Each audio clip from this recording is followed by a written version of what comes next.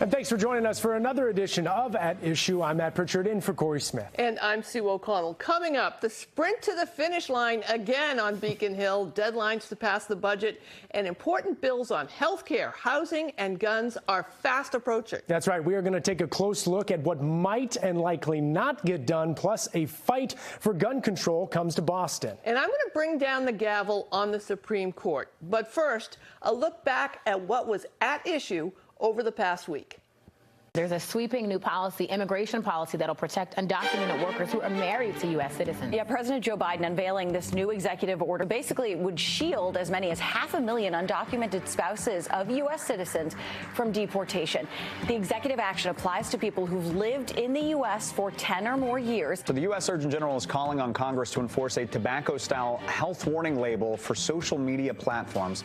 Surgeon General Dr. Vivek Murthy, he says the warnings would regularly remind parents and adolescents that those platforms out there, those social media platforms, may actually be harmful to their health. Well, Stewart Healthcare won't be auctioning off their 8 Massachusetts hospitals this week. They have delayed their bid deadline by another 3 weeks.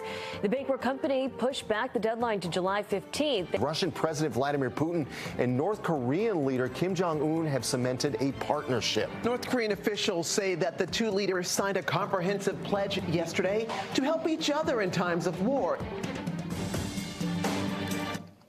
And it has become a summertime tradition on Beacon Hill. July 1st rolls around, marking the start of the new fiscal year for the legislature, and lawmakers, well, they haven't passed the budget for that next fiscal year. And you know what? It's happened for 14 straight years in a row. So with 1 week and 1 day until the new fiscal year begins, will it be any different this time around? Maybe so. Last week, House Speaker Ronald Mariano and Senate President Karen Spilka sounded cautiously optimistic that their budget negotiators would strike a deal in time.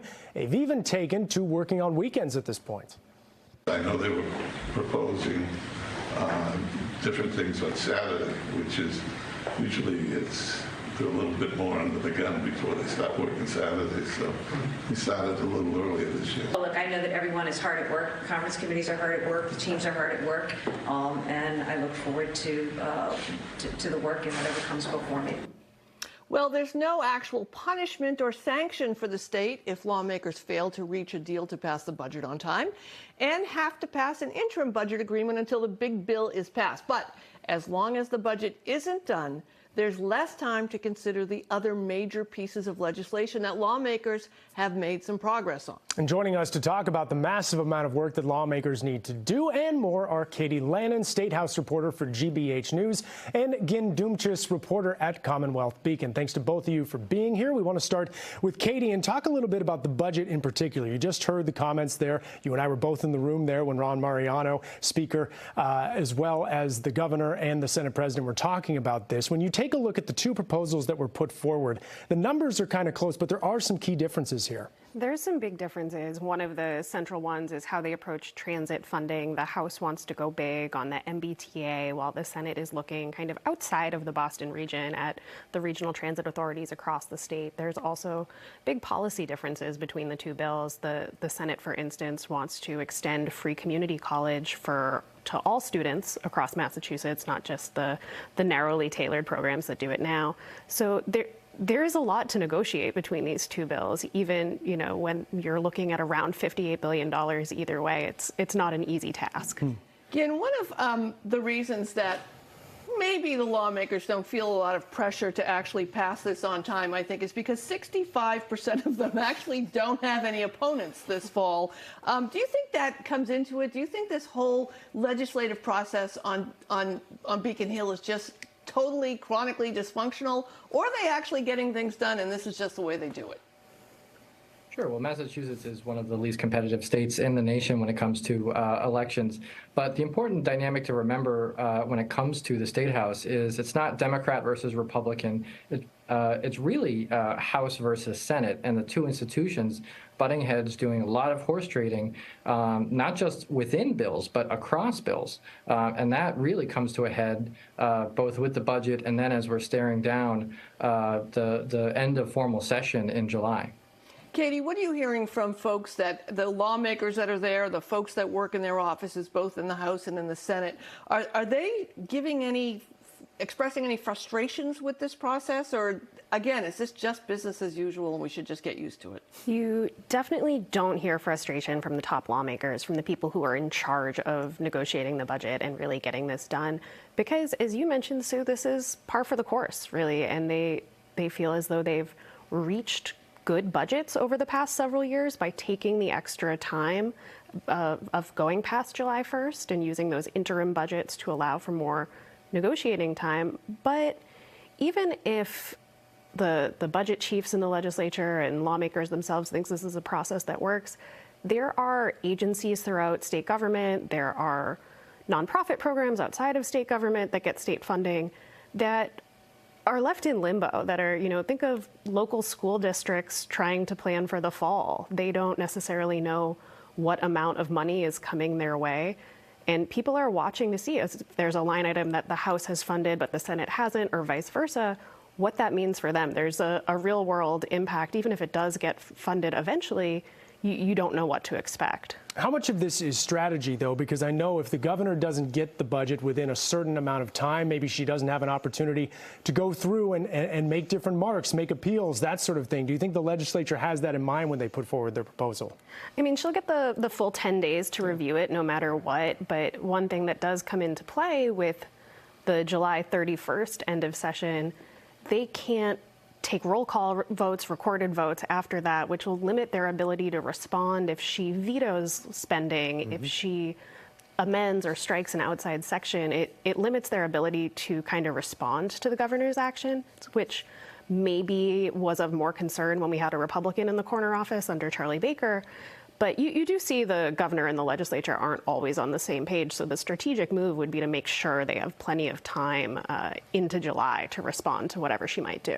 So the budget is one element. Of course, we know there are several major pieces of legislation that are making their way through Beacon Hill as we speak. We have them up on your screen here. You can see a housing bond bill, gun reform, which made its way through both sides of the legislature, but now is in conference committee, drug pricing for prescriptions, hospital reform, economic development, the HERO Act on the veterans side, early education as well, climate legislation, which is actually up in the Senate and has been up in the Senate this past week on Thursday. So let's talk a little bit about this again. And what is your sense here as the governor is going through this? What do you think she wants to see done most as this process goes along?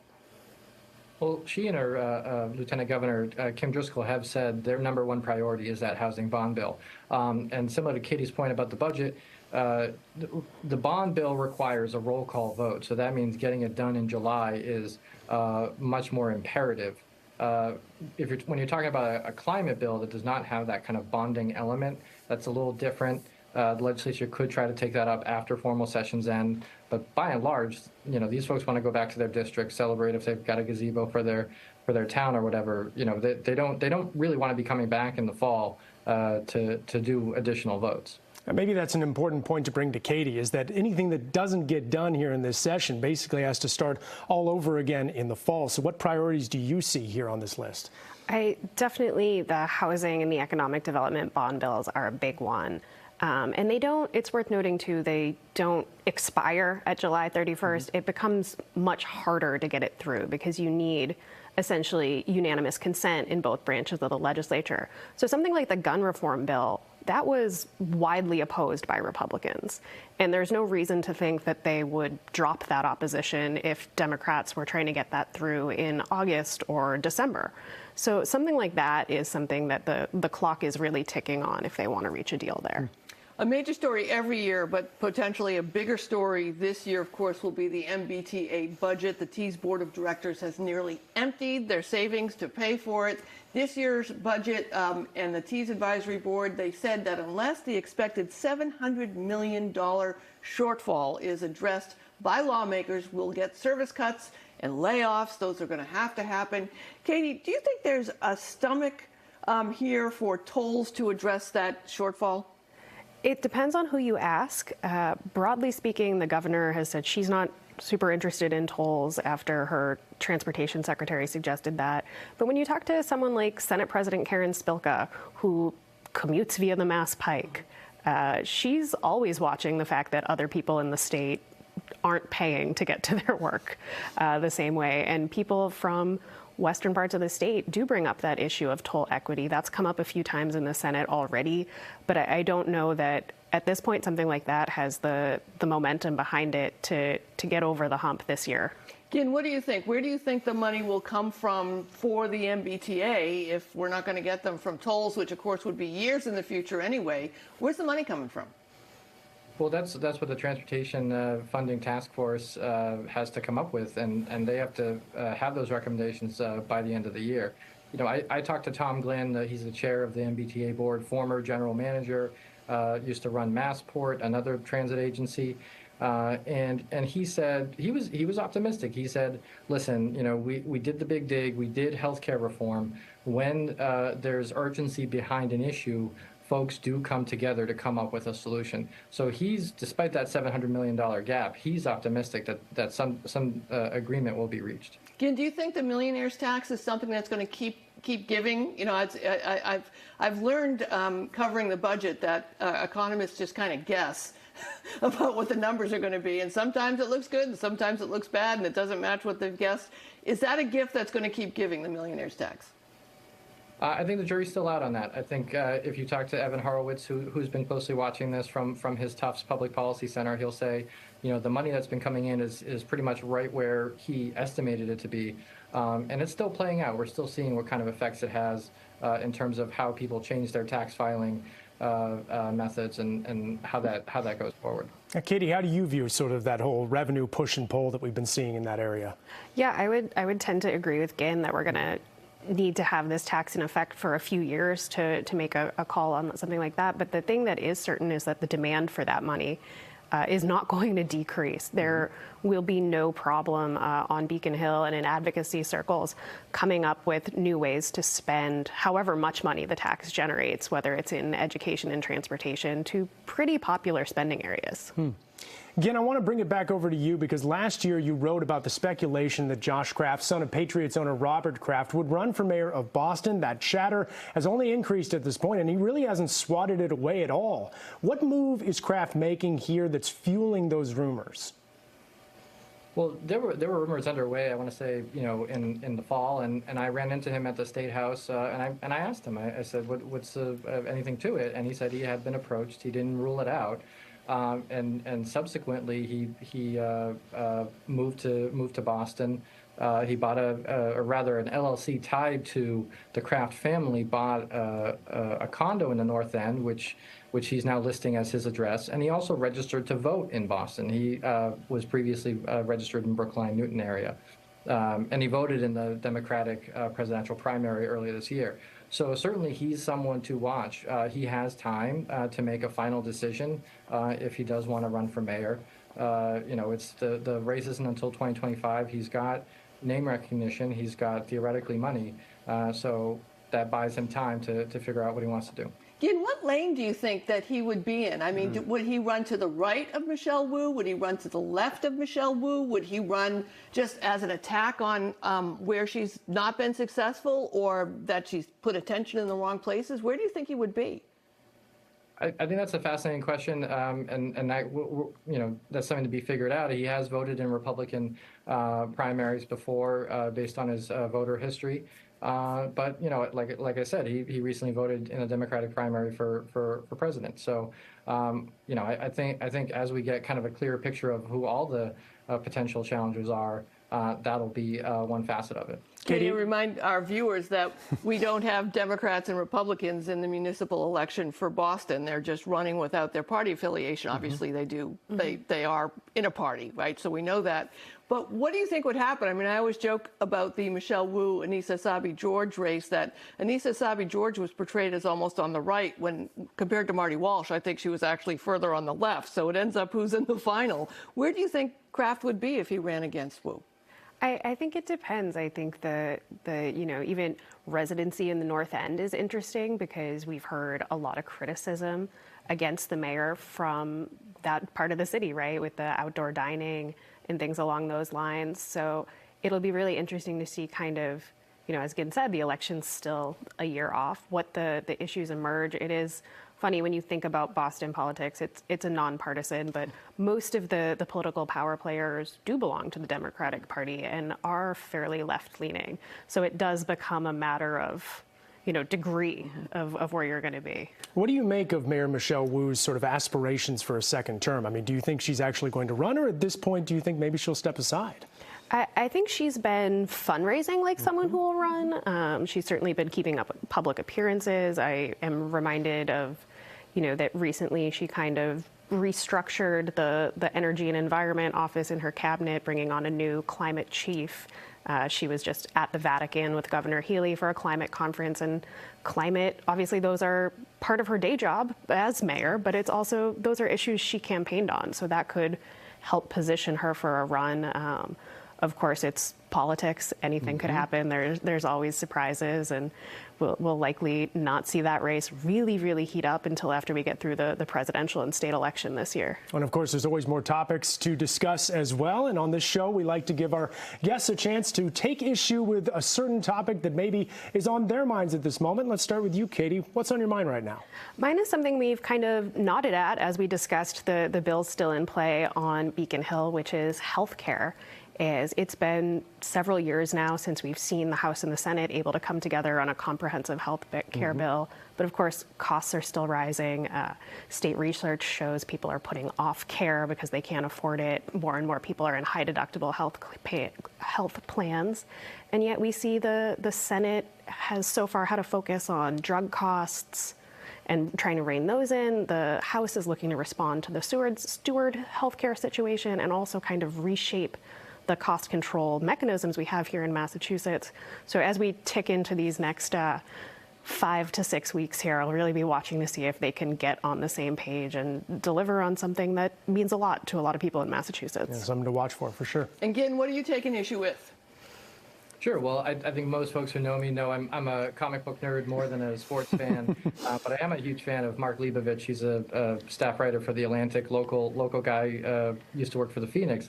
And he wrote a very compelling piece for The Atlantic arguing that Logan Airport should be renamed after Bill Russell, the Celtics player-coach.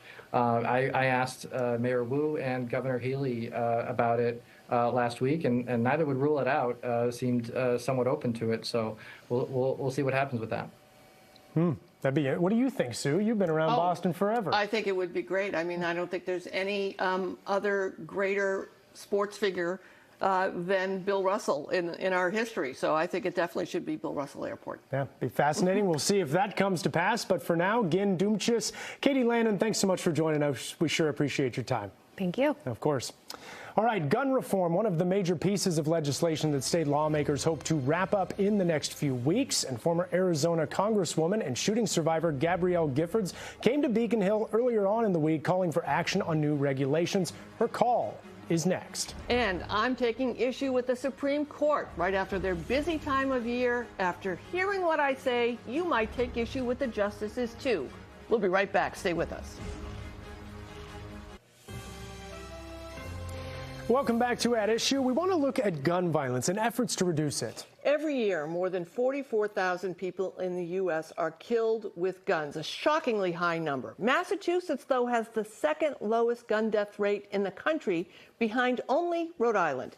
And we're known for having some of the stronger gun violence prevention laws. Yeah, in fact, lawmakers are considering gun reform legislation right now that would, among other things, ban ghost guns and Glock switches. Last week, those lawmakers got a visit from Gabby Giffords. The former Arizona Congresswoman survived a mass shooting 13 years ago, but suffered debilitating injuries and hasn't returned to Congress. She urged our lawmakers to pass those stricter laws. In recognition of Gun Violence Awareness Month, our lives can change so quickly. Mine did when I was shot. Former Arizona Congresswoman Gabby Giffords calling for action. Losses hurt. Setbacks are hard. But I tell myself, move ahead. Her story of survival serving as a springboard for Massachusetts legislative leadership, criticizing the Supreme Court for pulling back a bump stock ban. Massachusetts is protecting our citizens here, our residents here, taking the right path versus the Supreme Court. Turning to their own plans for added gun reform. We've passed a number of bills The last one is in conference. You just heard that. And we will get that done. Now, the final bill could bar ghost guns and Glock switches in the Commonwealth, along with expanding red flag laws that are already in place, actions that are seen as a win for advocates. It has many components that together will keep our communities safer. But opponents tell a different story. I was really shocked at the way we were treated. Jim Wallace with Gun Owners Action League says he and others were strong-armed out of the legislative process. To actually just be outright lied to, not only about what they were trying to do, but the so-called process in which they were trying to do it. Frustrations that leave leadership unfazed. They know this is a critical bill, and they're working hard. Tying up some loose ends, but listen, we all want the same thing. And so that gun reform legislation has made it through both sides of the legislature at this point. It's in conference committee, expected to make it to the governor's desk by the time term wraps up on July 31st. It's also worth noting, and you heard it there in the story, that earlier this month, the Supreme Court struck down a ban on bump stocks. The gun attachment was used by the gunman in the mass shooting in Las Vegas in 2017. That attack was the deadliest mass shooting by one gunman in American history. Shooter fired more than 1,000 shots, killing 60 people and wounding more than 400 others. It was the Justice Department under former President Trump that put that bump stock ban in place. And Sue, I know you're taking issue with the Supreme Court today. What are your thoughts? I am, Matt. It's Supreme Court decision season, right? All this month, the justices in the highest court of our land are churning out probably about 62 decisions. Look, at some years, it's as high as 90 decisions. Now, you might be thinking right now, 62, that's a lot. But you only hear about a few decisions because only a few make news. And every now and then there is a landmark ruling. But every single day, in hundreds of ways, rulings by the Supreme Court impact you. Did you make an online purchase recently? You probably paid a state tax on that purchase, and that's thanks to the South Dakota v. Wayfair Incorporated 2018 ruling, which allowed states to collect sales tax from online retailers.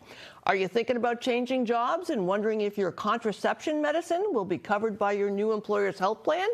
You have to worry because of the Burwell v. Hobby Lobby stores. That was a 2014 ruling that held that closely held corporations could claim religious exemptions from the Affordable Care Act's contraceptive coverage mandate. And that impacts employees' access to contraceptive coverage through their employer-sponsored health insurance plans. And do you have a LGBTQ family member or friend, or maybe yourself? Well, the right to marry is thanks to the Obergefell-Hodges in 2015, and that ability to be openly gay, to work without fear of getting fired, that's thanks to Bostock v. Clayton County back in 2020. Why, you're wondering, am I telling you all of this? Well, because the Supreme Court is in the midst of an ethics scandal. Actually, a few ethics scandals, and there doesn't seem to be any way to hold the justices accountable or even properly adjudicate or assess their actions. So it's essential that you care about what the justices are up to and take action. Demand that Chief Justice Roberts take action and demand that Congress take action. And we know there are plenty of Supreme Court cases still making their way through this term for the justices, so a lot to watch for as well. Indeed. That's it for this edition of At Issue. Join us next Sunday when New Hampshire's senior Senator Jeanne Shaheen joins us in studio to talk about the war in Ukraine, the 2024 election, and the issues she thinks Granite State voters will be focused on as they select the next president. Thanks for joining us. I'm Matt Pritchard. And I'm Sue O'Connell. Enjoy the day.